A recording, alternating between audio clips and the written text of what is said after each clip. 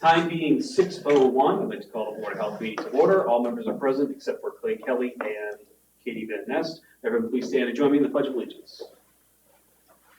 I pledge allegiance to the flag of the United States of America and to the republic for which it stands, one nation, under God, indivisible, with liberty and justice for all. Thank you. Be seated. All right, first item on our agenda are public announcements. Announcements from the Health Department. I'm going to turn this over to our Health Agent, Chris Schultz. Let's see. I just want to remind everybody that we will have yet another trash delay next week. There will be no trash pickup on Monday the 16th in observance of Martin Luther King Jr. Day. So our routes will be delayed one day. Also want to remind folks that we have free COVID tests available at the office. If you want to come by during business hours and pick them up at Town Hall, they are available. And we also are taking appointments for boosters still. So if anyone needs their first round, second round, booster shots, there's a link for making appointments on the town website.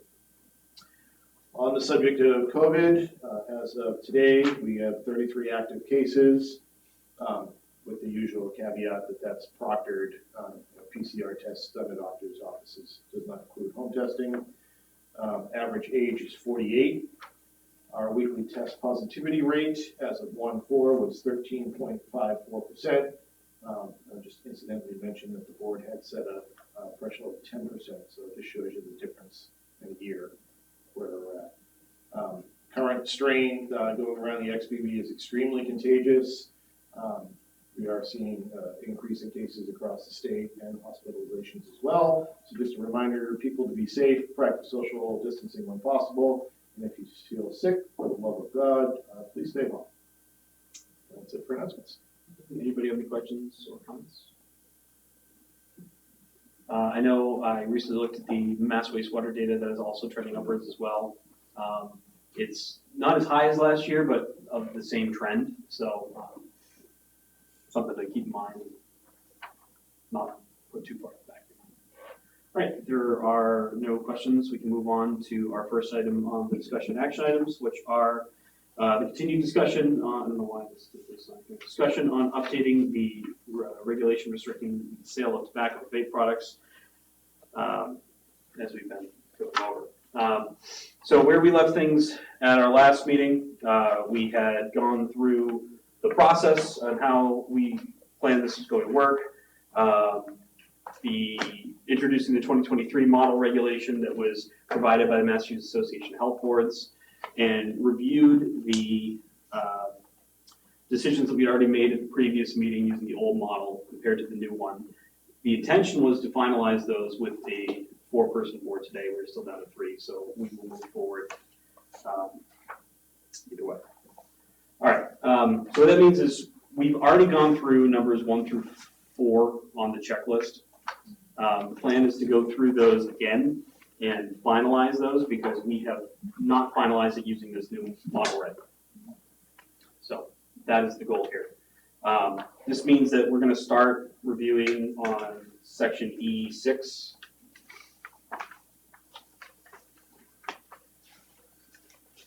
And since we've already gone through these, I mean, we can be as thorough as we feel we need to be here, but we have gone through the sections, just worded differently, so finalize what we're actually going to include in this final option. Okay. So this is no permit renewal if outstanding fines. This would be, so section 6 states that a tobacco product sales permit will not be renewed if the permit holder has failed to pay all fines issued and the time period to appeal the fines has expired and or the permit holder has not satisfied any outstanding permit inspections. Previously, we voted to include that. I think that is more than reasonable. Should I make a motion to? I'll make a motion to change the language in the current reg to adopt the sections in E not to, Yeah, I know. How do you want it to? because this isn't changing anything in the regulation, because we still need to send it to town council, so why don't we just motion whether we're going to include it in Okay, the. I'll make a motion to accept the changes as far as not allowing people with violations unless they're in good graces to to renew their license. So I have a motion from Kevin to include the policy decision on E6 as written. Do I have a second? Second from Lisa, all in favor? Any discussion? All in favor? Aye. Opposed? All right. So Yes. E6.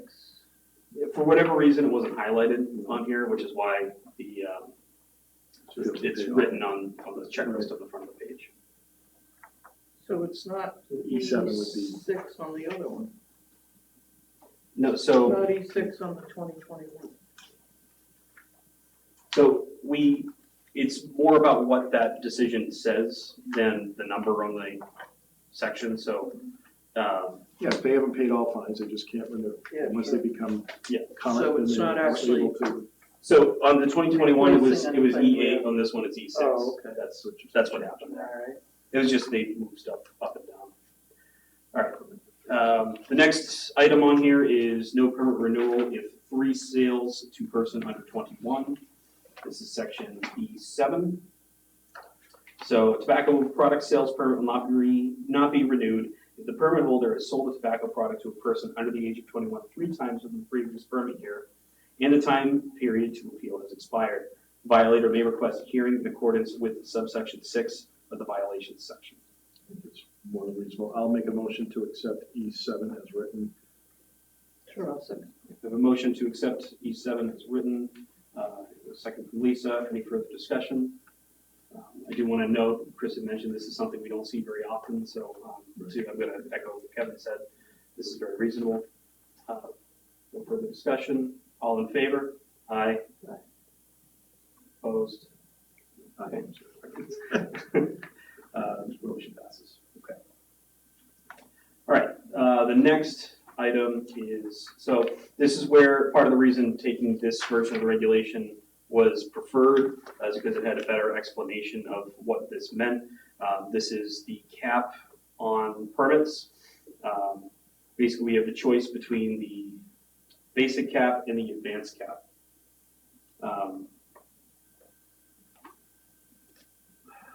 Section 8, so right now we have 29 permits that are given out. The decision to be made here in summary is to allow either to keep giving out 29 and keep it at that number, or to retire the number of permits as they are turned in. I'll make a motion to do the more advanced reducing cap. I think based on that we do have several licenses that are still available, that it will not create a hardship for any business if need be. But I think, it is a good thing that we kind of can reduce over time. I have a motion to accept the advanced cap. Do I have a second on that? I will second that. Any further discussion? Yeah, I feel that if the board is going to do something that restrictive that would potentially eliminate all tobacco licenses down the road, although it could be quite some time, I think that we need to run that by town council and probably hold a public hearing.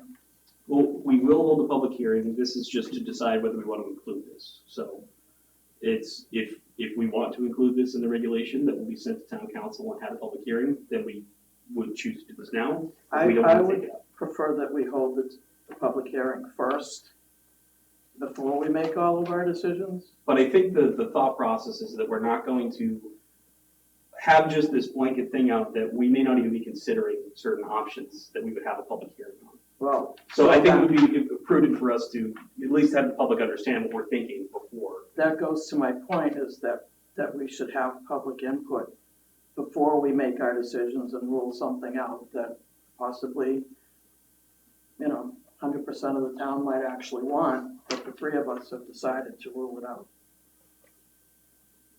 Just my opinion. I would like to see a public hearing before we finish going through all this.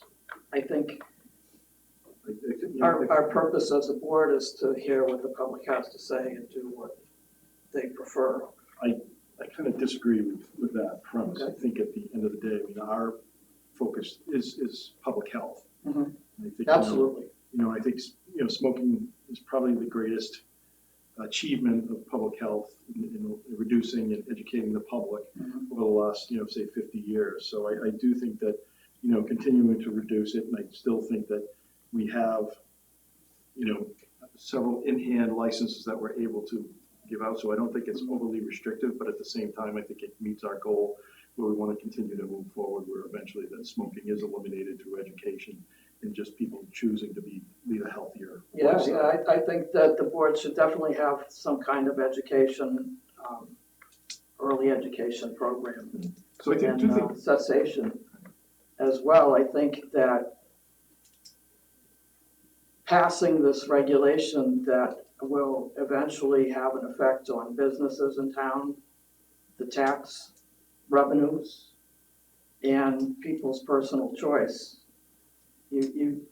People that want to buy cigarettes will just go to another town if they can't buy them in Abington, so we'll be missing out on the tax revenues there.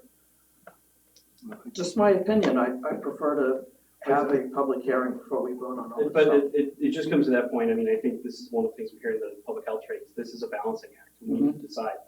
I would disagree that, missing out on the tax revenue due to smoking, something that we know is a public health threat, is the thing we should be missing out on. I think Alcohol is a public health threat, like, how many liquor stores are there in Abington? we regulate this very differently than that, and because of the way that we regulate this right now, the question is, do we want to continue to regulate this way or not this way? Should we demonstrate this to the public as what our intentions are, or should we just? My question, I guess, right now is, if we want to have a public hearing on this, we can, but we'll just stop what we're doing right now, because we shouldn't keep going forward. Yes, no, I think I agree. how regulations generally work is that the majority of the board puts forward what they believe the regulation should be. And then we go and have a public hearing based and tell people, this is what we feel the direction that we should be going on for the public health of the town of Abington. And then we get the input from the public. And if it's an overwhelmingly different opinion than what we have, then we can reconsider it at that point in time. I think that's how every regulation that I've ever seen that gets put in place, either at the state level or at the local level, that's how it works. These draft regulations have been approved by KPLA and other communities, so it's not like we're introducing anything here that is out of the blue or different from another community. So at least presenting to KPLA what those options are that we have gone through and elected as policy decisions. If we went through and said, all right, we're just going to go with all the most restrictive ones on here, then we could do that. Now I'm wondering why we would be submitting this to town council at all after we make our decisions, if, as you say, KP Law has already approved them. Well, this is the thing. Certain things in this section are probably different than other communities, but this section in particular is not the one that is different in a lot of cases. How would we know? Because we're talking here about whether or not we're going to reduce the number of permits that we allow. So other communities also issue tobacco licenses and can make this advanced cap. I'm talking more about the enforcement, who the agents are that can do that. They may be different in different communities. How much of a role the Board of Health can have in that, for example, versus a health agent in our community. This is about the number of permits that we're allowed to issue, as we usually are here. So this isn't the section that I think is the main reason why we would send to town council.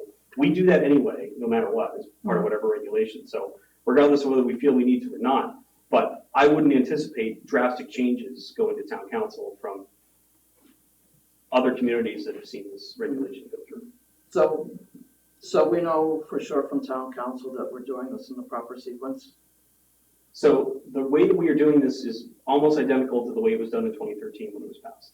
So this is the way that this board has done it historically. The Board of Health, you know that the Board of Health went through it and voted as 5 people made their decisions, had the sent it to town council, then had the public meeting? Correct. That's how it was done previously? Correct. They had a copy, they went through, voted as a 5-person board, and sent those off to DPH and town council.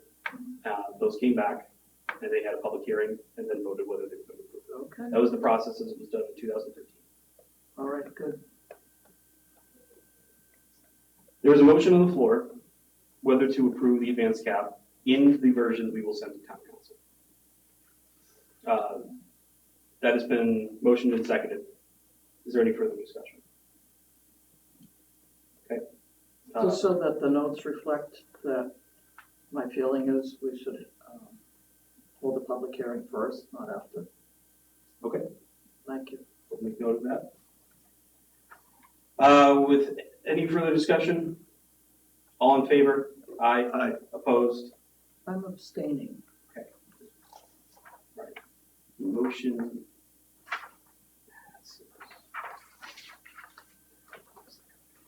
All right. That is 8D. E8. I'm sorry, yes, 18.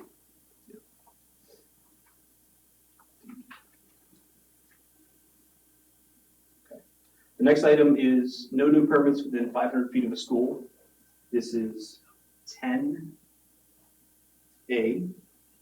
So a new tobacco product sales permit shall not be issued to any new applicant for a retail location within 500 feet of a public or private elementary or secondary school as measured by a straight line from the nearest point of the property line of the school to the nearest point of the property line of the site of the applicant's business premises. I'll make a motion to accept that as written. Okay, I will second that for purposes of discussion. Okay. So my question is, how does this, so if we approve this, this is a Board of Health policy, right? Local policy decision. Policy. So how does this 500 feet limitation as a policy get to the zoning bylaws so that somebody that comes into town, wants to do business, would know that they can't be within 500 feet of an elementary school? Say they go to the building department and talk to them and Well, I mean, as they would, if they were gonna sell tobacco, they would need to go to the health department and apply for that there. And at that point, that would be where that would be made. so is the sequence then of a new business coming into town that they would absolutely go to the health department before they signed a lease and agree to do business? I mean, I think it would be part of their business plan to go to the health department to make sure they could get the licenses necessary to run it. If that was their business model, and they have that in the, they would obviously make sure that it would be something that they could obtain prior to. So even though this Right, moving appears to be a zoning bylaw issue, and it won't be included in the zoning bylaws, this is something that would be This is common knowledge and, Well, this would be in regards to a permit that we give out. So if we regulate that permit, we decide we're not going to give that permit out. We will happily enforce building and zoning, and whoever needs to know that this is the case, but we always have issued this permit, so. so I just feel like there should be a notation on the zoning bylaw that even though this would appear to be allowed according to the current bylaws, that it actually has the 500-foot limitation. I don't quite follow how, I could be mistaken, but I don't think there are any zoning bylaws in regards in any way to tobacco. no, not tobacco, but as far as running a retail business. And that's the thing, is that there, as I understand it, currently no limitations on the zoning, what do I want to say?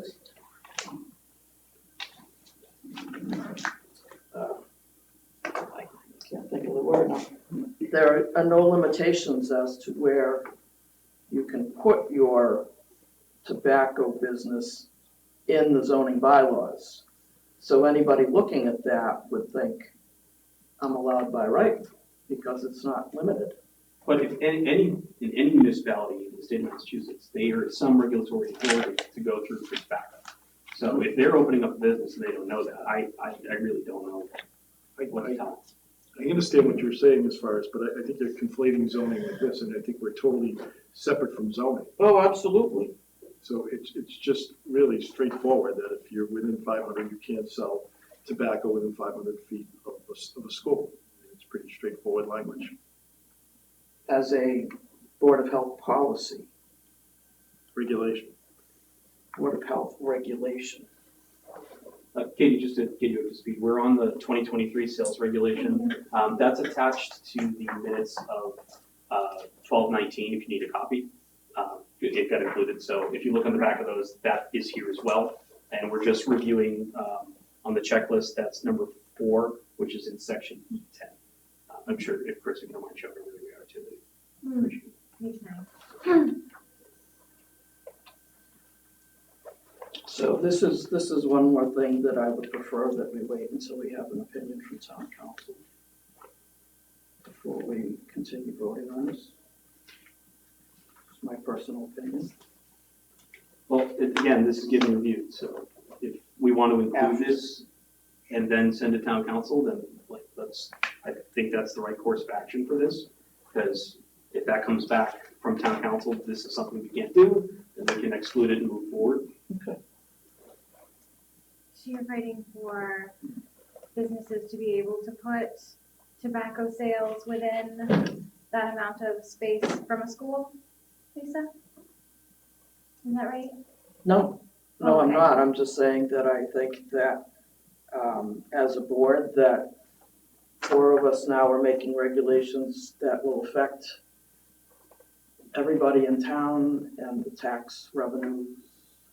I just feel like we need to run this by town council as to the proper procedure for doing this and not make up our minds, go ahead and vote it all, and then send it to town council and then have a public hearing. I think we should have a public hearing first to hear what people have to say about it before we, as 4 people, make decisions that could ultimately affect the tax revenue. It's a Businesses. health-related issue, and so I think we Yeah, have. I that. understand it's a health-related issue. I just, my concern is more procedural. I was at the high school today training, and I can tell you that my eyes were opened. I had no idea that vaping is as prevalent over there as it is. It's like very, very prevalent. I thought few and far between, but no, it's like a daily battle for them over there. And so I think for any high schooler who is 18 to have such accessibility to tobacco and vape, it would be, I think we should be making it harder for them to have access. That's all. So the motion that's down, and we can continue discussion just for everyone, because I know there's more people in the room, we're talking about the section that says a new tobacco sales permit shall not be issued to any new applicant for a retail location within 500 feet of a public or private elementary or secondary school as measured by a straight line from the nearest point of the property line of the school to the nearest point of the property line of the site of the applicant's business premise. So this is the question as to whether we will not allow issuing permits within that 500 feet buffer zone. My stance is that it's a no-brainer. I think if we lose the tax revenue, it's worth it if we're protecting the health of the youth. That's my personal opinion. There's a motion and a second. Are there any further discussion? Is there any further discussion? So you need a second? But we have. Hearing none, all in favor of including this on our draft regulation to send to town council, please signify by saying aye. Aye. Aye. Opposed? I'll go with that. I am not opposed to this. As I said, my question is procedural. Moving on is section B. This is right underneath that one. A new tobacco sales permit shall not be issued to any new applicant for a retail location within blank. This is the blank is for us to decide. Feet of an existing retailer with a valid tobacco sales permit as measured by a straight line from the nearest point of the property line of the retailer with a valid tobacco sales permit to the nearest point of the property line of the site of the applicant's business premises. This is different from the last time we looked at this in the 2021 sales regulation where it said 500. Now we have a little more options. So it says something like 500, 1,000, 2,000. We can set what that number is. Previously, I don't think we've made a decision on this one way or another. We have chatted about it, but didn't come to a conclusion. So I will open the floor for discussion or action. I don't feel as strongly about this one as I do about A.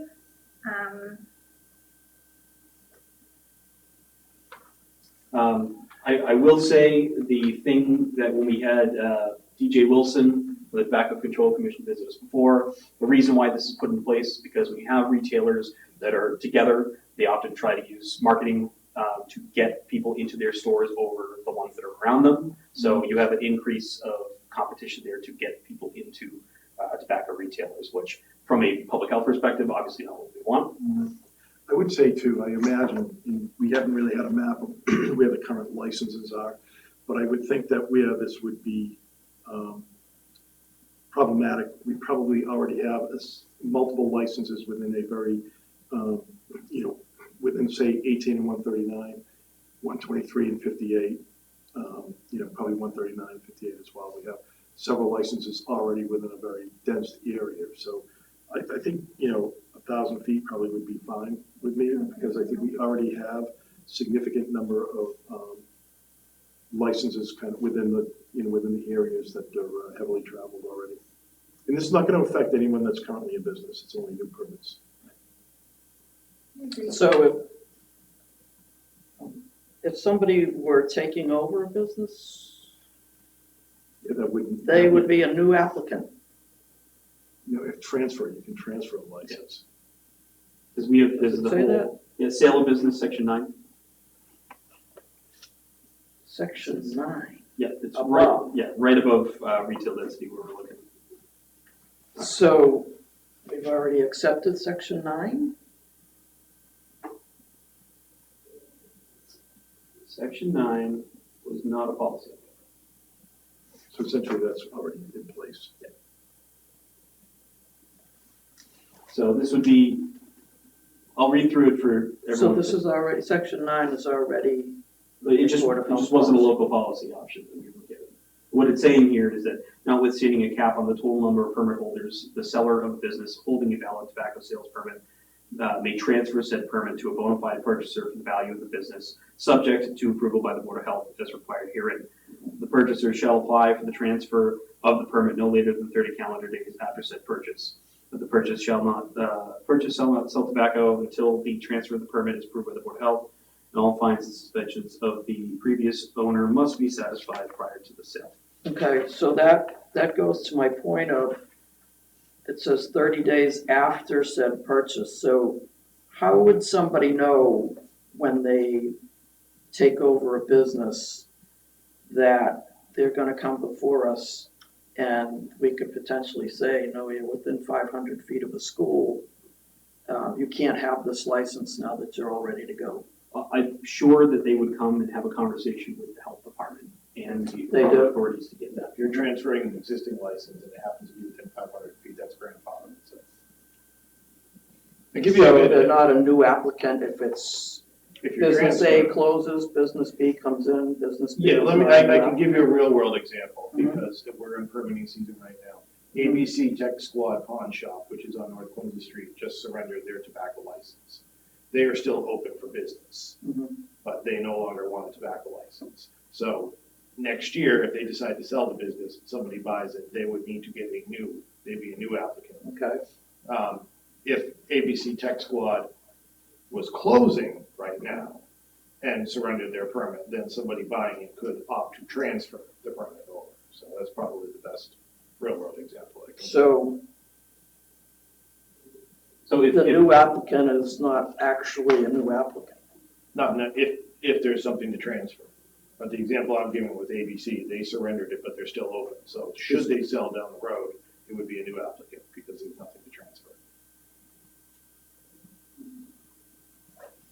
this sale follows the business. Right. Sorry, the transfer, The transfer. The permit follows the business. Not sure it's really clearly stated that that's the case. Like Chris is here, so anytime they would go into a business like that, they would have to go over the terms with him, right? If they wanted, yeah, if they wanted to sell it back. Yeah. And when I spoke with the health boards as to why this was put into this regulation, the reasoning is to provide that level of clarity compared to the ones that we looked at previously about how this would work. So essentially, that if you want to transfer that license from, the 7-Eleven closes and they're gonna just transfer that to another owner of a 7-Eleven, they can do that. It's following that. And for the record, the health department is notified anytime anybody's applying for a business license in Abington. Whether or not it's under our purview, we're notified. So, I see. yeah, if I saw somebody coming in that was a smoke shop, then, I would reach out to them if I had. So I So, think So it I could, think yeah. 1,000 sounds reasonable.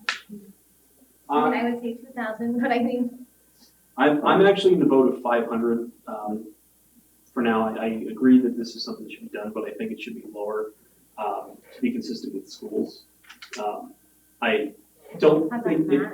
it does, yeah, because it doesn't make as much sense to me to have them be further away from each other as much as it does to be away from school. Yeah, And I think that where this is the first time we've done this, I think it's fair that we should not be as restrictive on that. At least that's my thought. We can always amend it in the future, but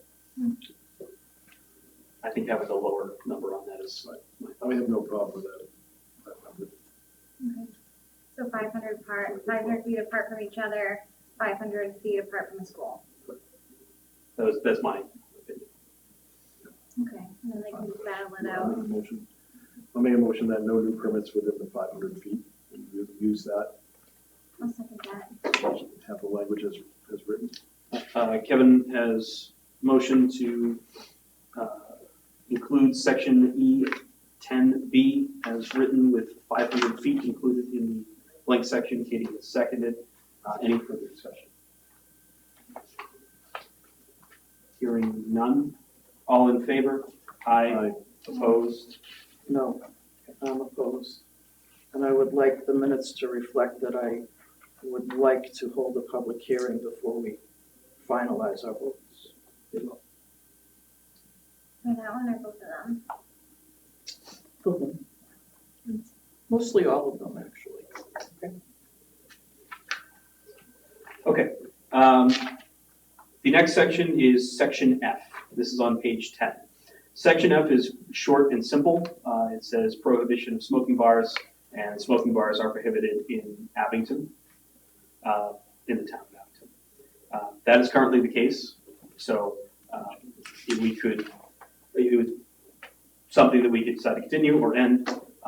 No, continue. I agree, continue. So I would, Motion to continue section F, prohibition of smoking bars.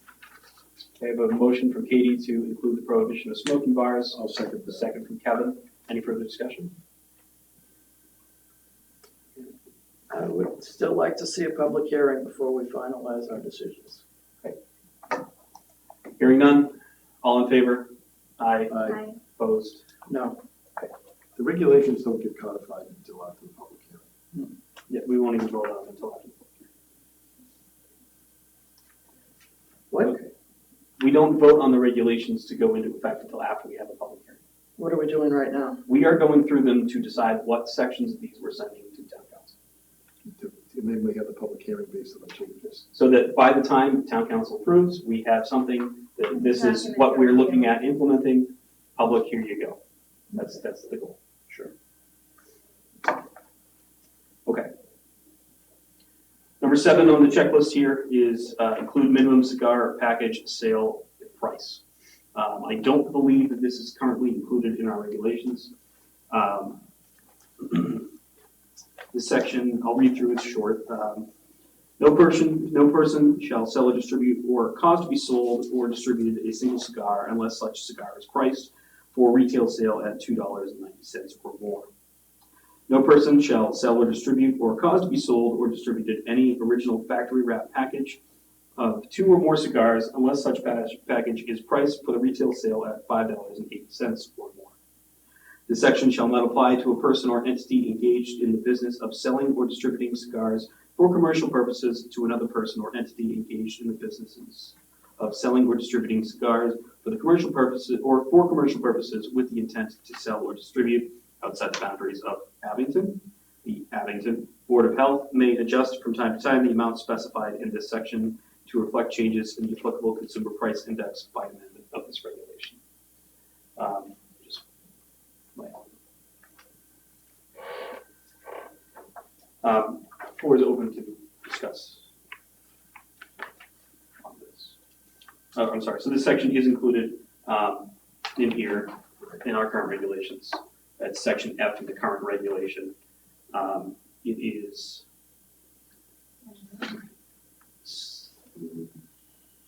different, worded differently in here as it stands now. So the 2021 has already been adopted by this board, is that what you're saying? No, Current regulations? the regulations that are currently in effect by the board, these ones. These were What handed does out. that start with? What's that one say? That one says the regulation of the Abington Board of Health restricting the sale of tobacco products. So, I think that was November. November is when we gave this copy out. These were last approved in 2017.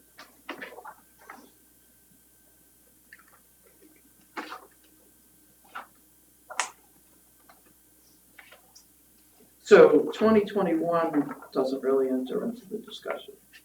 No, as we discussed at our last meeting there, we have a new updated copy, which is why at our last meeting we reviewed the differences between the two, and we're going through it to confirm it now. Because although we made those decisions before, we want to just have the most up-to-date copy available. So in the current regulations, section F, it says sale or distribution of any cigar having a retail price of $2.50 is where it shall not apply. That's something I noticed is different. The pricing for 2 or more cigars is not listed. This is worded very differently. This is the bottom line here.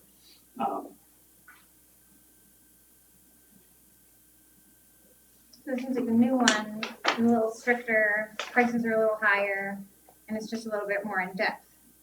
It sets prices a little more specifically than we have before. But it does still include the section that we may adjust the amounts Based on inflationary. and it does not apply to a person or entity engaged in the business of selling or distributing cigars for commercial purposes. That section's in there as well. So it's really just kind of defining more what kinds of Cigars. and stuff. Correct. So, right. And I think, again, this is to ensure that there's a barrier for, you don't want to make it that you can have like such, that it makes it accessible to underage folks, so it's a barrier when you have a higher price, it's a higher threshold for people to purchase. And I do think this is a good opportunity for us because I don't know when the last time we adjusted this for the pricing, this would do that at the same time. I'm in favor of these modifications.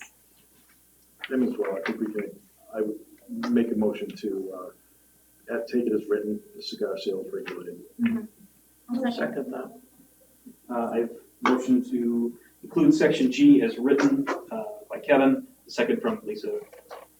So how much is a typical cigar? If this is $2.90. I wouldn't You know. probably don't want to smoke anything that's $2. Yeah. I was gonna say, like, You know? I have no idea, I don't, that tattoos, I'm not an authority on. But I would say that what I do like about this is that we're currently regulated at 250, so we're now increasing the threshold. So regardless, we're being more liberal with it. Again, it's to ensure there is a threshold as far as, so you're not having access to for minors. Do a lot of people at the high school smoke cigars? I think most of them purchase cigars, Graduation, Graduation, celebratory, those kinds. especially the cheap end cigars, you just pour the tobacco out and put marijuana inside. So this should stop people from buying cigars? It's small. It just sets a price cap. It's the same like cigarettes, you have a minimum price for cigarettes, so this is just setting a minimum price for your low end cigars. cigarettes. Any further discussion? Mhm. All in favor, including this section, please signify by saying aye. Aye. Aye. Aye. Opposed? Passes.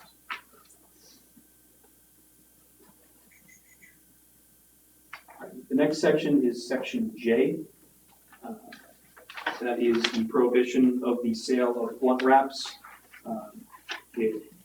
All it says is no person or entity shall sell or distribute blunt wraps in Abington.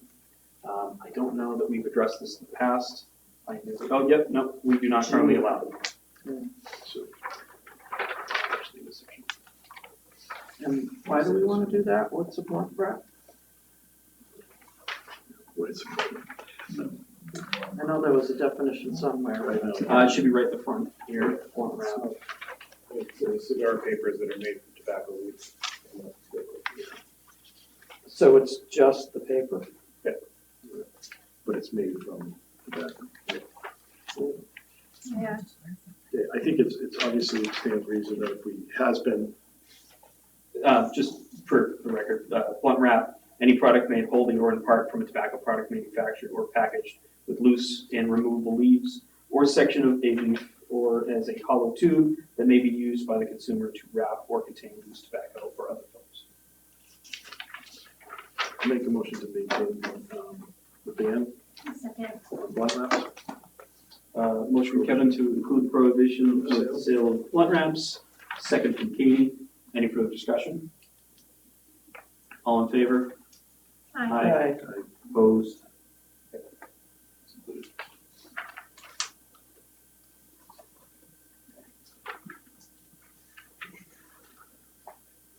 The section, for whatever reason, is not highlighted on here, but it is the policy decisions listed on the front page. And that is the ban-free distribution of tobacco products.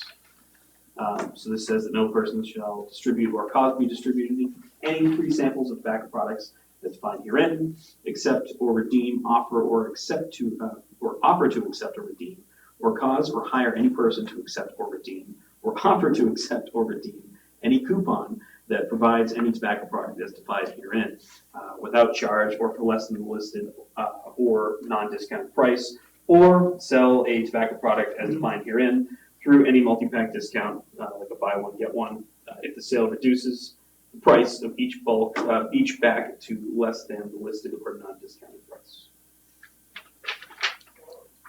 So currently, we do not allow free distribution. This section is a little more specific than what we have.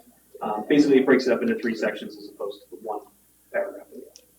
And includes, I believe it's more specific on the offer section in the middle here.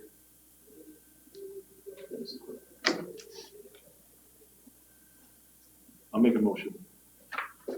To approve, I second. Motion Yeah, from Kevin as well. to include section K. Section K, I'm so redistribution. sorry, so this is just section K1, so it's just the distribution of 3 samples. Right, free samples, then go to the next one. Katie, do you still second? I do. Okay. And the ban of redemption coupons. Are you making 2 motions? No, I'll hold on. Okay. All right. So we have a motion to approve section K1. Any further discussion? Motions? No. Okay. All in favor? Aye. Opposed? Okay. And the second is including coupons. So that would be section K2. Make a motion to approve. I'll second. Motion approved by Katie, second by Kevin. Any further discussion? All in favor? Aye. Opposed? All right. Next is section M. This is self-service displays. So All self-service displays of tobacco products is defined herein are prohibited. All humidors, including but not limited to walk-in humidors, must be locked. Adult-only retail tobacco stores are exempt from this section. Those can be. Oh, is that what that's? Gotcha. Yeah. Why would an adult-only retail tobacco store be exempt? Because they only 21 and older are allowed in the building, correct? If you choose to exempt them, then a convenience store would have to have everything locked because you'd have underage kids in there. So you can vote to have an exception for 21 plus because only 21 plus are allowed, or you can just vote to have them not available. And that way there's no theft from underage. We're currently actually not clear on that here because we say all self-service displays, but we do not say. I guess that just is clear then. Yeah, we do ban right now. So convenience stores don't usually have self-service tobacco, do they? No, they're not allowed to. No, under the current regs. Some of them do have walk-in humidors, but they are locked. So, And so the section here is more: are we going to allow adult retail to be exempt from this section, or are we going to have them lock it as well? Currently, we are requiring them to lock. Do we have any adult-only retail tobacco in Abington? several. Oh, multiple. Several. Which ones? So are they checking IDs before You have they go Billy's in? Smoke Shop, you have, is it Ash and Smoke, there are two on Brockton Ave. Are they checking IDs before people go in? I don't know. They do check them at point of sale, but I don't know if they're checking people at the door. I mean, when I walk in, I'm obviously over 21. I don't know if I like this part.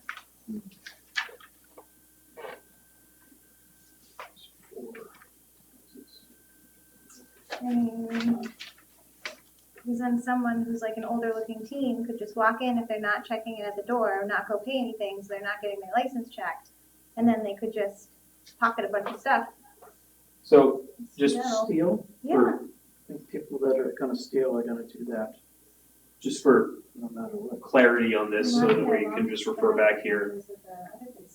Adult-only retail tobacco store is any establishment, is an establishment that's not adjoined, that's a separate entrance, that's actually the city. Does not have a lottery license, whose only purpose is to sell or offer for retail sale tobacco products and or tobacco product paraphernalia in which the entry of persons under the age of 21 is prohibited all Right. times. Right, that's what I thought, So- yeah, Just because that's what we're talking about. previously. So I think, obviously, where it's prohibited to be under 21 in the building, that they should be checking, you know, folks as they come in. So- I would tend to give them a little bit more leeway. I mean, I think as far as, you know, because you have to be 21 to go in. Just, Yeah, I would agree with Katie that I don't know how well that is enforced in our community. And with that concern in mind, I would be in favor of continuing the prohibition on that. So I'll make a motion that we approve section M with all self-service displays. Agreed. I second your motion, yes. Katie seconds. Any further discussion? So, all self-service displays, but not adult-only retail No, they have to as stores. well. So That the motion was that that would not be included. So yeah, where it says adult-only retail tobacco stores are exempt, that would be getting rid of. And at the top where it says all would be included, so that would mean all of those. And that's current. That's what it is currently, so it would be no change Yeah, to our current backwards too. regulation. Any further discussion? All in favor? Aye. Opposed? No,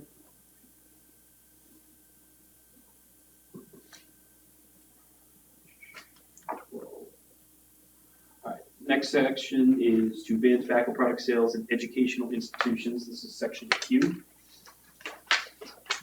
Section Q says no educational institution located in Abington shall sell or cause to be sold tobacco products as defined herein, including by any person or retailer on the property of an educational institution. That is consistent with our current regulations as well. I'll make a motion to keep it in place.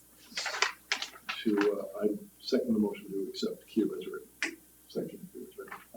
Katie motions to include section Q, Kevin seconds. Any further discussion? All in favor? Aye. Opposed? Okay, the next section is section S. So this is a lengthier version that we've seen in the past with this. This gives us two options. We can have a distinction between the state fines and the local fines or violations, how we want to handle those.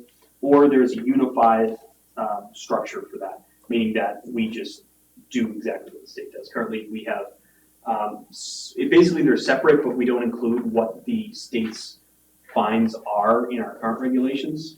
So this basically would include that in there as well if we went with the separate options, or we can just do exactly what the state does, have one unified structure. This is a rather lengthy section, so I'm not going to read through absolutely everything because we'll be here all day. But So this would replace section O in all of its 4 parts?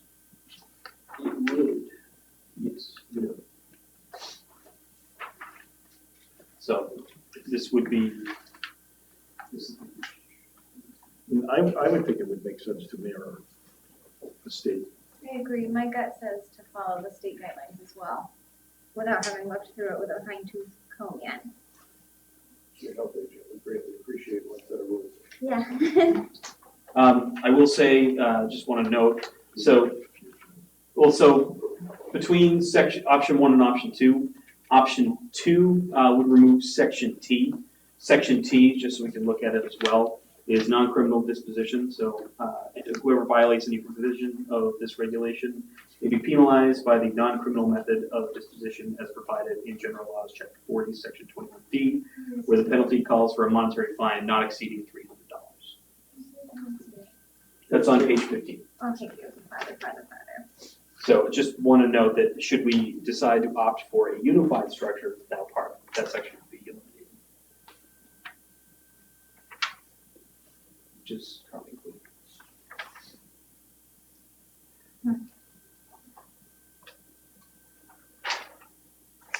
We're getting rid of this, the non-criminal disposition. If we opt for option 2 on the finding structure, that would eliminate section T.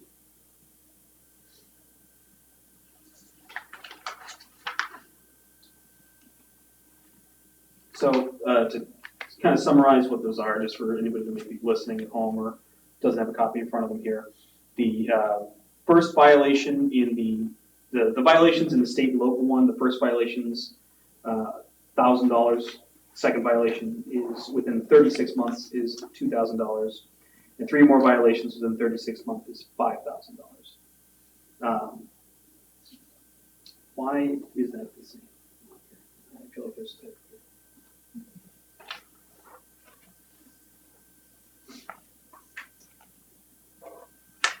Oh, I see. Okay. Chris, when was the last time we had again, it's very rare that we even have a violation, correct? Yeah. I haven't issued any of it at the time that I did. Yeah. I mean, that's not to say there aren't violations. The Department of Revenue pursues the under 21, but I haven't been notified of any. Is there a process for you to be notified? I believe so. Okay.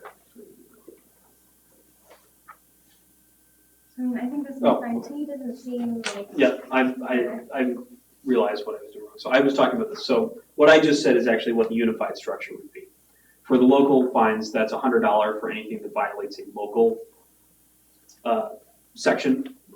And second violation in a 36-month period is $200, and third violation or more is $300. So just to clarify, it's $1,000, $2,000, $5,000 for state, and $100, $200, $300 for local, or we could decide to do $1,000, $2,000, $5,000 across the board, no matter what section, whether it's state or local. So those are the two options. There is a very nice breakdown right here of what is state and what is local. That is on page 13 of the handout. So to explain which things are subject to the $1,000 fines and which ones are the $100. So the local ones, for example, these are things we mostly went through. Prohibition of sale of blunt wraps, ban on smoking bars, cigar sales regulated, including minimum sales price, tobacco product sales in healthcare institutions, tobacco product sales in educational institutions, non-residential roll your own machines banned, display of Massachusetts Department of Revenue licenses, no local tobacco sales permit, retailer density minimums, transfer of permit in sale of business, and other local policies as they may be outlined here. For those ones in particular. I guess I'm in favor of going with the state guidelines and keeping everything the same. I think if all of the rules and regulations they're made well, businesses must be made well aware of these in advance, and if you break the rules, Consequences. yeah, there's consequences, exactly, and so let's simplify and keep it all the same numbers. Anything else? Think differently? No, I agree. I think a unified structure makes sense. Mhm. Do I have action or further discussion on that? I'll make a motion to approve section S violations as it is written. Do you want to specify which option? Unified finding structure. Unified finding structure. So getting motions to accept the option 2 unified standards finding structure. Do I have a second? Second. Second, Kevin. Any further discussion? Can I ask you a question? Sure. If you sell to someone under 21, is that a $100 fine? As of right now, it is. Because the town of Hanover has those, the $100 fine for violations. However, sales to a person under 21 is a $1,000 fine, first time 2,000, 5,000. Yep. So that's a state law, so it would be a $1,000 fine. Okay. As our regulations are written, even though state supersedes that, technically that's not what it says, but the state supersedes what we say, so it is 1,000. And closure for a day, and that's the same thing as.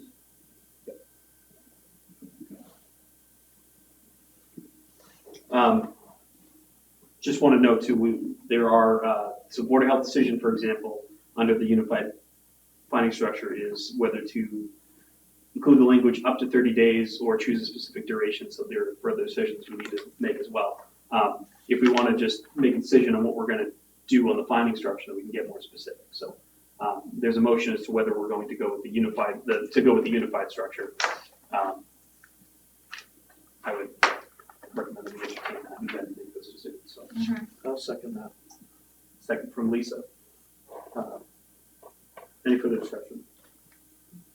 All in favor of the unified finding structure, please signify by saying aye. Aye. Opposed? Okay. So, that is that. So the thing that we will need to decide then, just looking specifically at unified finding structure. So this will be on page 14. And as we mentioned before, section T is gone as a result of choosing this option.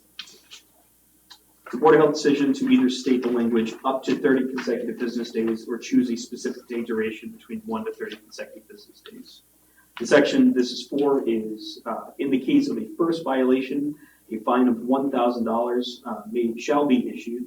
And additionally, if the violation is a sale of a tobacco product to a person under the age of 21, the tobacco product sales permit shall be suspended per the state law. So we need to state the language for, and that's where we need to state the language.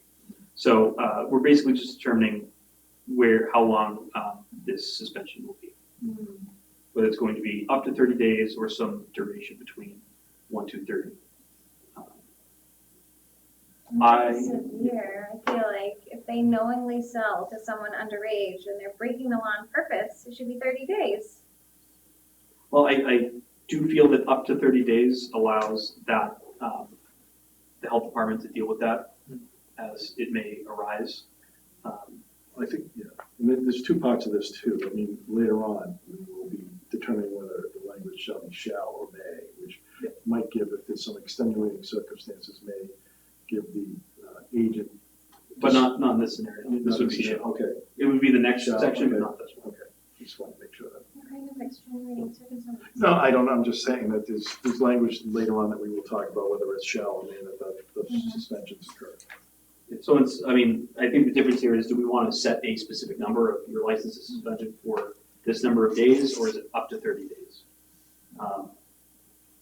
You know, I think, So we decide on a case-by-case basis if we say up to, right, that would, I believe so. That would be the health department. who would you, If you're asking my opinion, I would prefer to have some Clara. leeway in that. If you have a store that it's a young clerk who's new at the job and accidentally sells to someone over 21, that's 21. completely different than a repeat offender who is intentionally selling to kids under 21. right, that makes sense. So having a little good discretion on, and it still limits it, like a first time offense and second time is only up to 7 days. The 30 days at your third offense, and at that point, So if we say up to, who makes the decision? Will you make the it would decision? be the health agent's decision. All right, I trust you to make the decision. And if I was heavy-handed, in all of these, they have the opportunity to come before the board of appeals, so. Okay. I'll make a motion then to say up to 30 days. Motion from Katie I'll to second that. up to, Kevin seconds. Any further discussion? So that is for part A Yeah, for part A only. only? Yeah, because it's kind of weird how it's laid out here, but it's basically indicating to continue the sentence. So it would be, if we were to pass this motion, the tobacco product sales permit shall be suspended per 105 CMR 665-040D for up to 30 days. That's how the sentence would read. I see. Any further discussion? All in favor? Aye. Aye.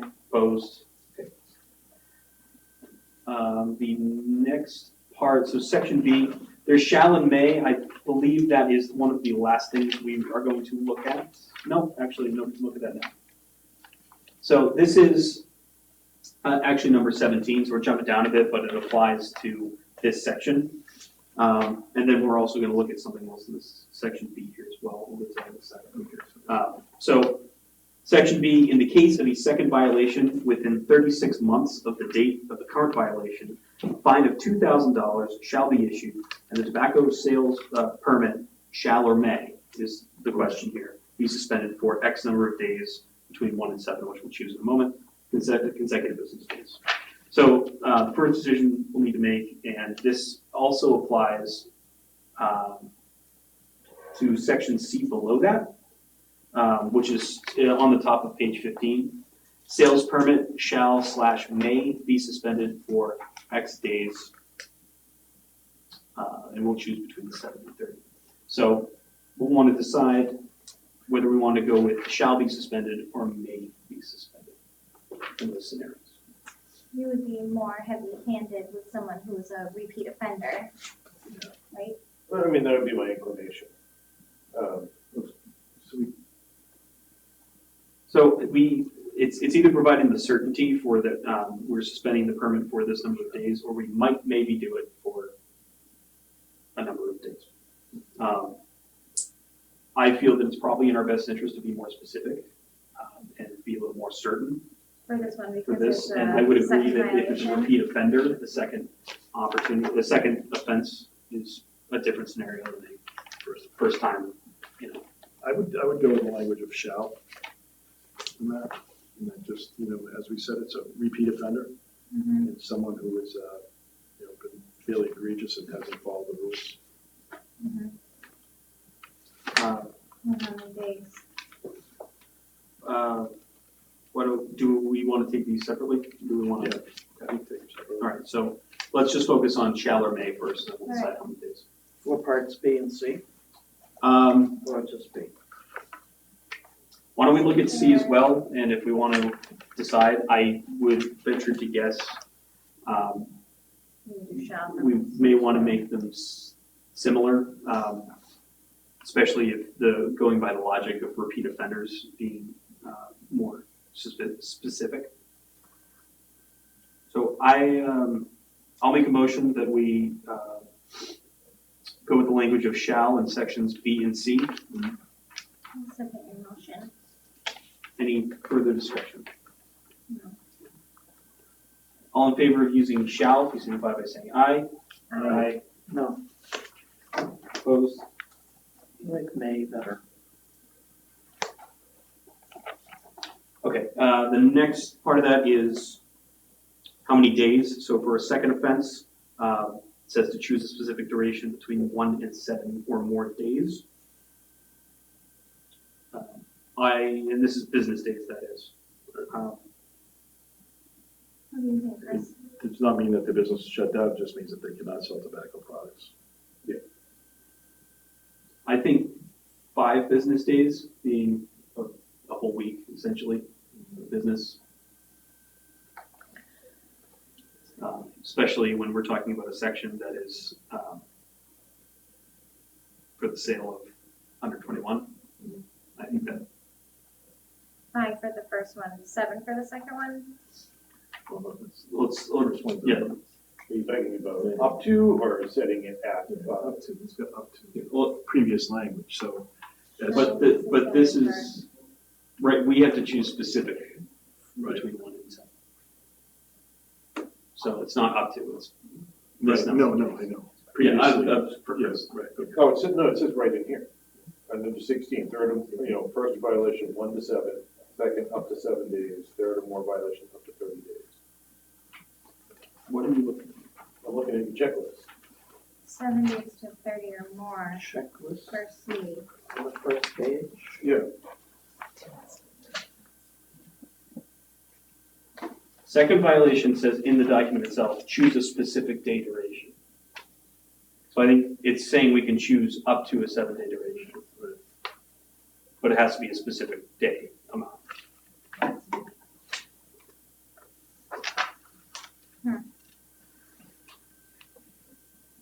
I don't know. Mr. Chairman, may I just add a comment? Yep. Now, if you just gave discretion to the health agent to suspend after one violation up to 30 days, and now you're going in, the second violation would only be 7. Supposing he chooses 2 weeks close because it was so blatant. Now his hands are tied. Maybe can you do like stress, up to 30 days for all of them? Well, I mean, if you use the language may, Right. then it would be, you could, right? I mean, like, you I could just just think- keep it may. I mean, I like But I the do one think, you took. but- But I do think, Ken, that there is a difference in between, like, someone like your third violation and over a short period of time. I mean, I think that's pretty egregious behavior and shows that you're probably, When you started talking about this, I tried to look up the state regulations and it came to Hanover, which we just passed in March. And Hanover says, for second violation within 24 months, $2,000 fine and a 7-day suspension. And then for the third violation within 24 months, it's $5,000 fine and a 30-day license. so that what you're saying. So they did 5 and 30. 30 days. Yeah, for the third, And they were 24 months. they're 24 months. That's right. So then it's we the same would want to So- change it to just- not say shall. So I don't mean to throw a Say may. wrench into it. Well, I think, so rereading this over, I think that we're getting a bit confused because the first section is only pertaining to the sale of under 21 for up to 30 days. Right. Those other 2 sections are separate from that. So this would be, we could do a lower number for the second one because that's not that particular violation. That's all violations. Where this first one is not, it's only a suspension if they sell to the age of 21. Other than that, it's not a suspension for the first violation. Now I'm more confused. So what are It they says first violating? violation. So if they Underage. violate any section of this, it's a $1,000 fine. But if the violation is the sale of a tobacco product to a person under the age of 21, then they get their tobacco sales permit suspended up to 30 days. Okay. So what are parts B and C referring to? This would be, so, yeah, well, not necessarily for that under 21, that's all offenses. Right, so it Against could be the selling blunt wraps, for instance, that would be a violation. And then this would be essentially, so it's a separate section just for under 21, selling under 21. I think that's where we were getting confused because we were deciding just on that stipulation if you sell to underage, not I do think like selling under 21, we have to kind of have that as a red line, that's something that we don't want to go obviously across. And I think having, third violation on that, correct? Which we shall, they would, As it stood for the vote we just took, shall would be second or third. right, Although under their first violation, we may, the health agent could say, discretion. could say, either way, it's suspended, it's just the period is how Right, long. right. Exactly. So this is more specific for everything else, just not that particular section. Do you have the 2021 copy or the 2023 copy? Because there are two copies. I don't have any. But I heard Ellen, you saying you couldn't see. I'm just reading what you're reading here. Okay. I just want to make sure that we like the same stuff is everywhere and we're not. I see what Ken was saying though, so like if someone violates a first time offense and we say up to 30 days, and then Chris makes a decision and he says, oh, they're gonna lose their license for 2 weeks, if it was like really, really a horrible offense. But then on the second violation, it says we shall suspend for 7 days, it's like they're having But a the higher only- fine, but a less suspension. The only offense is if they sell to under 21. That's the only time, the first time. So if they offend the first time and it's a sale to under 21, Chris could say 2 weeks, and that's a suspension. But if they violate any other section of this, they just get a $1,000 fine. There's no suspension. Right. I think we need to clarify that then, because that's really not clear here. It just says, Well, Under and, I mean, 21. it is clear. I think we just read it wrong the first time when we went through it. The first violation, a fine of $1,000 shall be issued, and additionally, if the violation is of a sale of tobacco product to a person under the age of 21. A, that's part A. Right. So then part B refers to within 36 months of the current violation, which would be A. I agree. I think it's all Sure. saying 21. I Well, read it that's- as being that's all under One, 21. so, They're both true. yeah, it's both true. Okay. I think I'm noticing that in part A, it says additionally, if the violation is the sale of tobacco product. That's specifying Right. what you're saying. If you violate anything in this regulation, it's a $1,000 fine. But if the violation you make is a sale to somebody under the age of 21, you also get your license suspended for the amount of time specified by the health department. Then the second section, which to Lisa's point, is basically if you do it again in 36 months, we're talking now about 7-day suspension.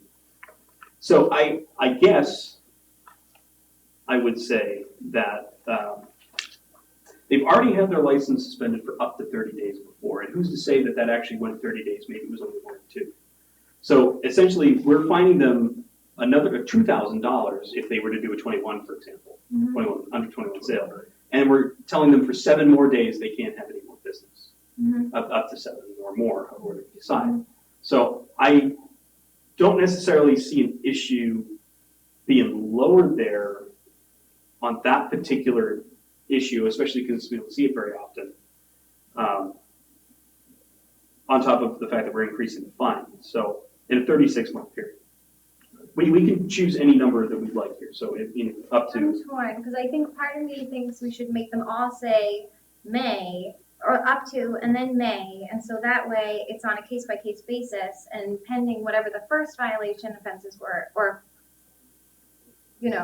punishment was, like the second one can be based on that, but I do feel strongly that if it's a second or third violation, then there shall be, so I kind of am torn in between both. The other side of that, though, is we make it May, they sell to under 21 again, we could technically not suspend them at all. By that same road, we could say maybe suspend for 7 days. We could just fine them $2,000 and not suspend it. So that's even less as well.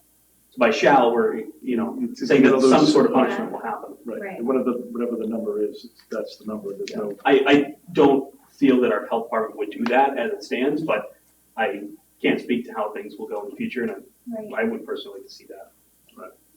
I think obviously this is not something that's happened in recent Right. memory, thank goodness, and I think, hopefully it won't happen, so this might be, something, but I think in the end, it's obviously should be a deterrent to folks that have licenses to sell tobacco, so I think if you say shall, and you just have 7 days or whatever the day is, I think that should be enough of a deterrent, of course.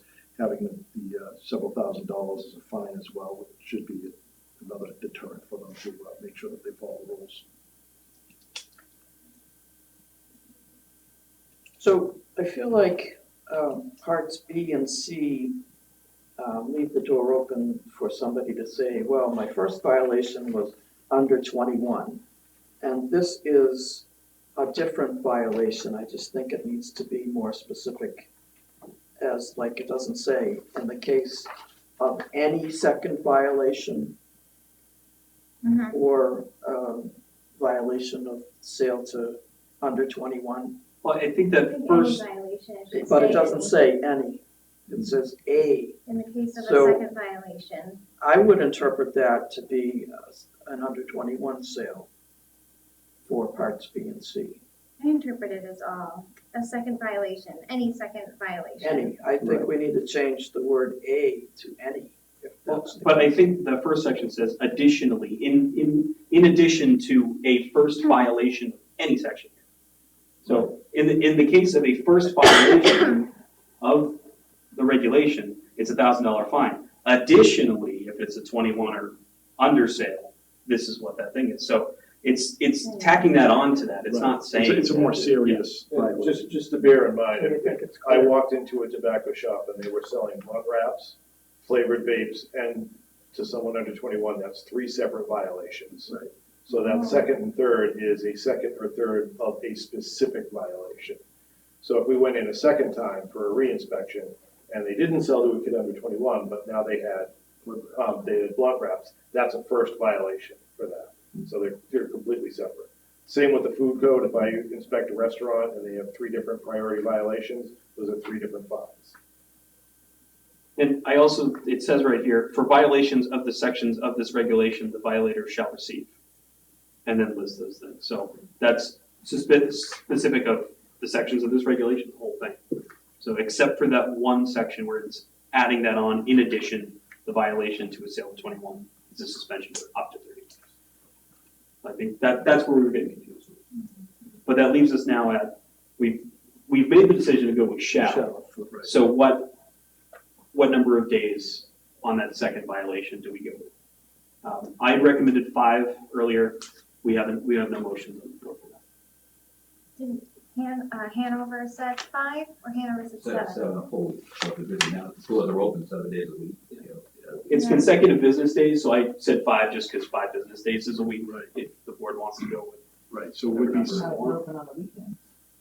no, but it's 5 consecutive business days. 'Cause it's- So what he's saying is like, if you said you get a 5-day visit, that means that you would be from, say, Monday to Sunday, because it would be 5 business days, right? No, actually, she makes a good point. So yeah, they're open on the weekend. If you're. Because I was thinking from the perspective we Since it issue, so says- our business days. Oh, okay, So- right, I got you. So, yeah, so it would be 7 business days, because they're open 7. Yeah, that might. So it'd be a full, okay, I think 7 too. I want to make a motion for 7 days. okay.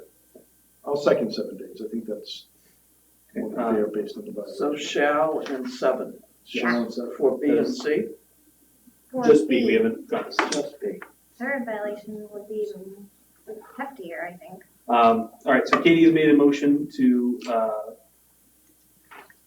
suspend the tobacco sales permit for 7 days. And Kevin seconded it. Any further discussion? No. All in favor? Aye. Opposed? No, I'm not in favor. That's the second violation. Second. Did you get 7 first? I'm sorry. First was up to 30 days for the 21. Okay. Section C is a third violation, so third or more within a 36-month period. So same idea here. We elected to go with shall.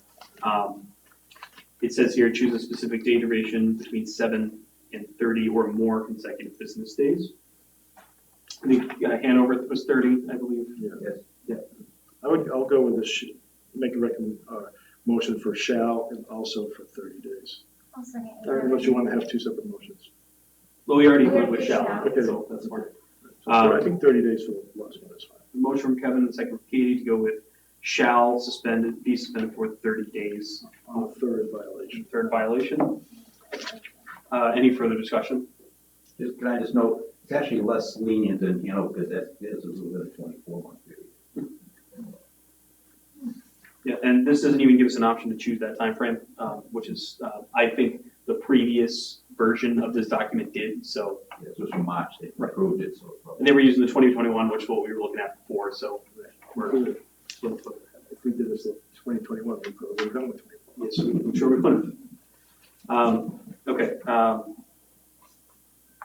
Motion for the. yes, thank you. 30 days. Motion for 30 days, second from Katie. Yep. Any further discussion? No. All in favor? Aye. No, Opposed? Okay. Okay.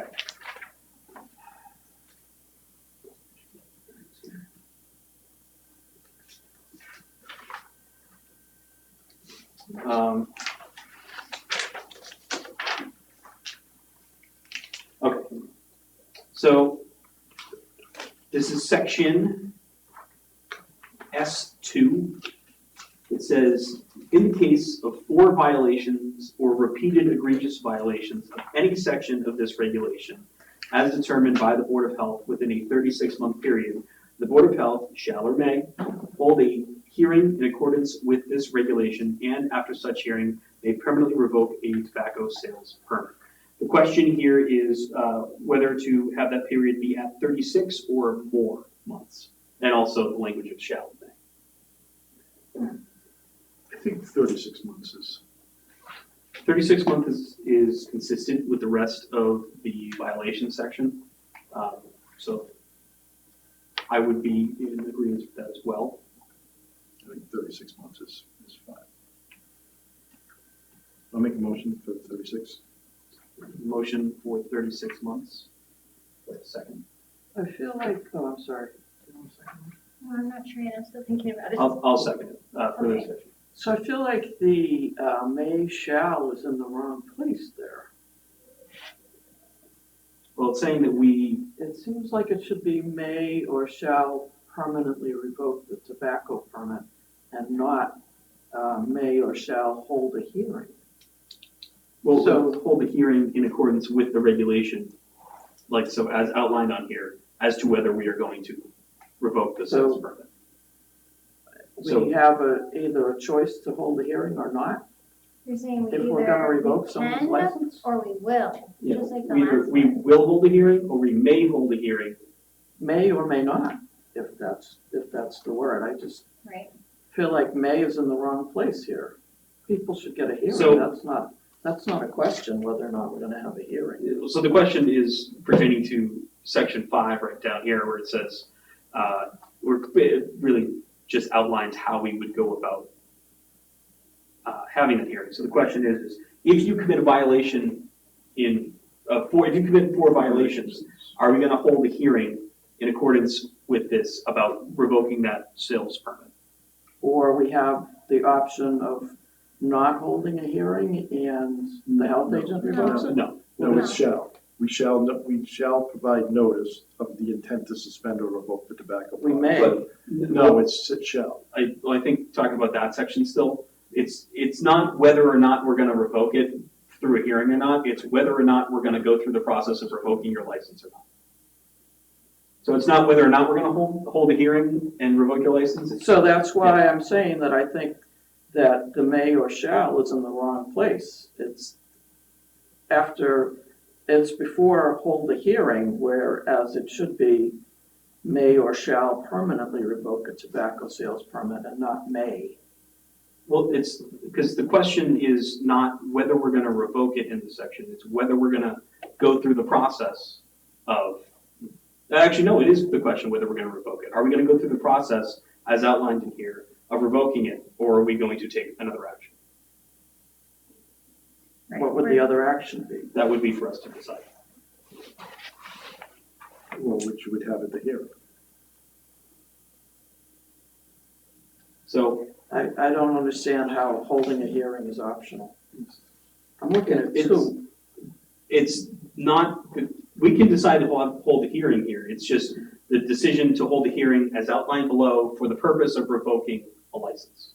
We can have a hearing with them. It's just, this is pertaining to specifically that section. Do you want someone's license to be revoked after 4 violations? if you wanted to be revoked, then you say we shall hold the hearing, because that would be the intent, to have, you know, the meeting and then have it revoked. If you say shall, then that's not necessarily what will immediately happen. Something else could be implemented. Well, correct me if I'm wrong, there is a motion that has been seconded on the floor to approve this with 36 months and shall. I thought we didn't do shall yet. I thought we did 36 months. 36 months and shall, 36 months and shall. Okay.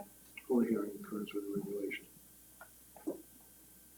So that would mean that we will hold a hearing in accordance to section 5, saying that we will consider revoking the license. So that clears it. There is May no, be revoked. yes, at the hearing. We shall Not hold a hearing. necessarily, We must hold, after 4 violations, we have to hold a hearing, and then it's up to us whether at that point in time we revoke the license. That would be how that motion would go. So this, I think if somebody has 4 violations in 36 months, I think it warrants bringing them in and having a So- hearing. Right. this then means that for 4 or more violations and you're potentially having your license revoked, 3 violations won't do it. Yeah, or Okay. repeated. Okay, Within 36-month period. Right. within 36 months. So, and Chris, correct me if I'm wrong, is 4 violations, you go in and find 4 things in that one inspection? Or is that? Yeah. Okay. Or repeated egregious. Correct. The same violation 4 times in 36 months, or you go in and find 4 violations? 4 violations in one visit, Possible. and we revoke their license. No. We Or will hold a hearing hold a hearing to consider revoking the to license. revoke their license. That makes sense. 4 violations in one visit. Which Is does that, not happen very often. is that No, that would be really, That's basically somebody just not following any rules. yeah, is that, Well, and I think if it was somebody that opened up a new shop that obviously didn't, obviously, I mean, if there were 4 violations, I think would be like, kind of like a timeout, let's like kind of regroup and sit down and try to educate them on, you know, what they're doing wrong. Yeah, definitely. is that really clear here that somebody can have 4 violations in one visit by the health agent? I mean, Well, if I Yeah, get, so if I get pulled every over by the single police officer, I regulation- could have several violations, traffic violations of the same. Yeah. Every single regulation is a separate violation. is that clear in here? I mean, does it say Yeah, that? and they all know that we have inspection checklists. Anything on an inspection that is a violation, that's a violation. Can you point me to where it says that? I It just, shall be the responsibility of the establishment permit holder and/or his or her business agent, and not their employees, to ensure compliance with all sections of this regulation. For violations of this section, this regulation, the violator shall receive, and then it says first, second, third. So there's 1, 2. what is that you're looking at? That was page 14 and section 1. Option 2, number 1. It's part of section. Not page 14, Page 14. So where it says option 2, it's Section the one. section right above that.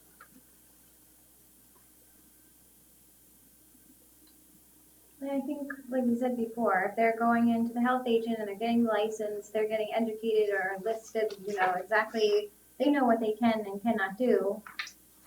So if they're breaking 4 of those rules, but I just feel like that we should be able to point to where it says each one of these is a $1,000 violation. Right, And not just, I think that's pretty clear to any. so selling to one underage person is a violation in itself. And then if it happens to be a flavored product, that's a second violation.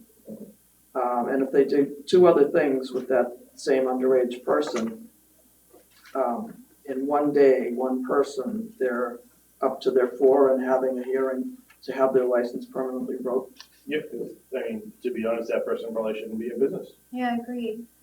And if that's their Or they business, were they having a need to really know bad their day. business and the rules. And then back on page 13, there's that whole list of the policies. So you think that's clear, though? We do. Yeah, if you're drunk driving and you pass somebody at 90 miles an hour, you've got 3 violations right there. there's 3 different laws that were broken. That's the same with any regulation. In food establishments, this is how you would handle it, correct? Okay. If somebody has food not at temp sitting out for 6 hours, that's 2 violations. Right. I mean, you wouldn't stop an inspection, because you found one thing. You would continue to ensure that I see. the rules are being followed. Okay. Okay, so there's a motion and a second for 36 months. Shall? Yep. Any further discussion? No. All in favor? Aye. Opposed?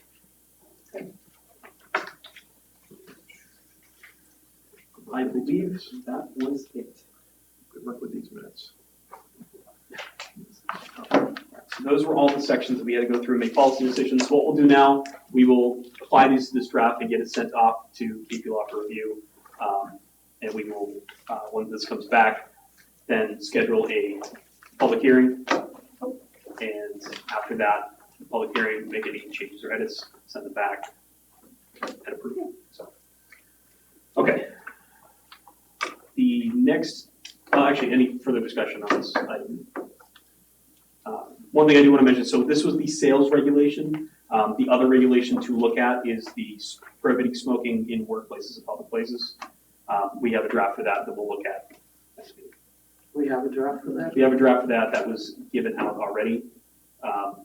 with the new proposed regulation? This, Well, okay. that was a while I thought you ago. said, no, this should have been handed out back in November. I will send another email out tomorrow morning with that draft so that everyone has it. We will do what we've done with these starting at the next meeting. We should have been called, I believe, ETS regulation. But I will send out that specific one. Okay, next is to approve the minutes of December 5th and December 19th. Those are here. I know they're really long. They just include both of the regulations that we looked at. It's more the action taken that we're concerned about. Yeah, and so this will be available as a PDF on the town website, so if anybody wants to look through any of the stuff that we went through during our meeting. I read the minutes of December 5th. I make a motion to approve them as written. Second. Motion to approve the minutes of December 5th by Kevin, second by Katie. Any further discussion? No. All in favor? Aye. Opposed? And I'll also make a motion to approve December 19th minutes as written. Katie, would you? Motion to approve December 19th minutes as written. Do I have a second? Second. You weren't here for Oh, I wasn't here. Yeah. Oh, I'll that was second my it. sick day. that. This is, At least a second. Any further discussion? All in favor? Aye. Opposed? All right, lastly, correspondence. I know the health department has some. I'll try to be brief. Just a quick note since we've been beating this dead horse for the whole meeting, on the subject of permits. So it's January 2023. So all food establishments, trash haulers, septic haulers, body art facilities all need to have their 2023 permits. We're pretty good. There's a couple people I'm chasing down right now, but for the most part, everybody's in. So Why they- do the tobacco licenses renew? all the tobacco ones are done. Those were all due January 1st. January 1st? Yeah, they're in this. there's food is as well. Christmas trees. So we did have Christmas tree pickup on Saturday. The health department is well aware that quite a few trees were missed. We had a problem with the truck. They had an additional driver out and he left halfway through the day. And our regular trash guys were picking up Friday's route on Saturday because of the trash delay. So if your Christmas tree hasn't been picked up, please leave it out. It'll get picked up on your regular trash day. If after your regular trash day it hasn't been picked up, give us a call and we'll see that it gets taken away. And lastly, I received a correspondence from one of our local body art practitioners requesting that the board take into consideration so on body art, on tattoos, there are no state regs. The regs are all, there's model regs, and then each town or city has their own regulations that they've drafted. Abington has regulations, and one of them prohibits tattooing anyone under the age of 18. Some towns allow under 18 with parental consent. One of our shops has asked that the board consider that regulation. So they're just asking that it be put on your agenda at some point, and then we would probably invite the representatives from the local shops to come and share their feelings on that. This isn't on our agenda tonight, so we won't talk about it tonight, but we'll put this on a future. Yeah. So if anybody wants to take the local public health training online about body arts to familiarize themselves with that, or and learn anything about tattoos, now's the time to do it. They're just asking that at some point you put it on your agenda. So that's all I have for correspondence. Anything else from the board? All right, that is the end of our agenda. Do I have a motion to adjourn? I'll make a motion to adjourn. Motion from Kevin, second from Katie. All in favor? Aye. Opposed? Unanimous, we are adjourned.